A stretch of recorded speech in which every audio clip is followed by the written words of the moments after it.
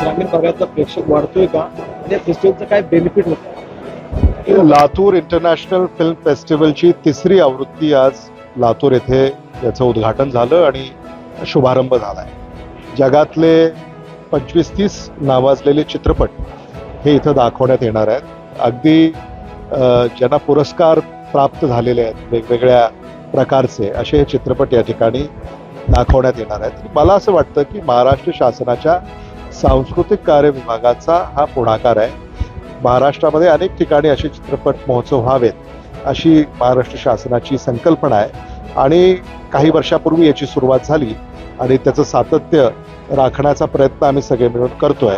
मला असं वाटतं की या निमित्तानं फक्त चित्रपट रसिक नव्हे तर चित्रपटाचे जे अभ्यासक आहेत त्यांच्यासाठी सुद्धा ही एक कार्यशाळा ठरेल असं मला स्वतःला वाटतं. तुम्ही असं भाषणामध्ये म्हणालात की म्हणजे अजितदादांचे डावे आणि उजवे हात माझ्यासोबत म्हणजे इथे कार्यक्रमाला उपस्थित आहेत. आता त्या दोन्ही हातांनी तुम्हाला निमंत्रण नाही, ते कसं आहे की राज्याचे उपमुख्यमंत्री अजितदादा पवारजी यांचे अतिशय विश्वासू म्हणून आमचे मित्र संजय बनसोडेजी असतील, विक्रम काळेजी असतील हे आहेत आणि हे सगळ्यांना त्याचा परिचय आहे.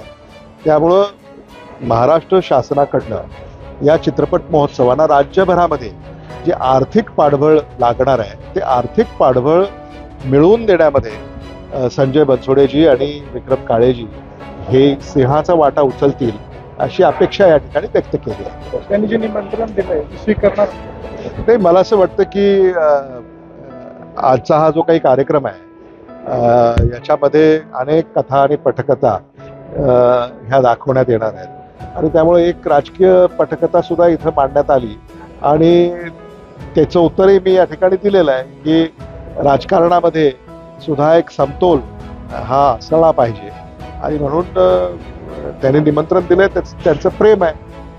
लातूर फेस्टिवलच्या संदर्भाने चर्चा झाली. गेल्या अनेक वर्षांमध्ये लातूर फेस्टिवल करता आलं नसतं. त्या दृष्टीनं काय विचार करतो? नाही, लातूरकरांची अशी आग्रही मागणी आहे की लातूर फेस्टिवल पुन्हा एकदा सुरू झाला पाहिजे.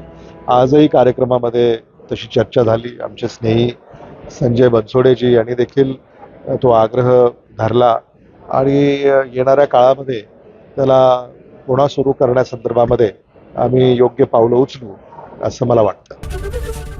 एबीपी माझा, उघडा डोळे बघा नीट.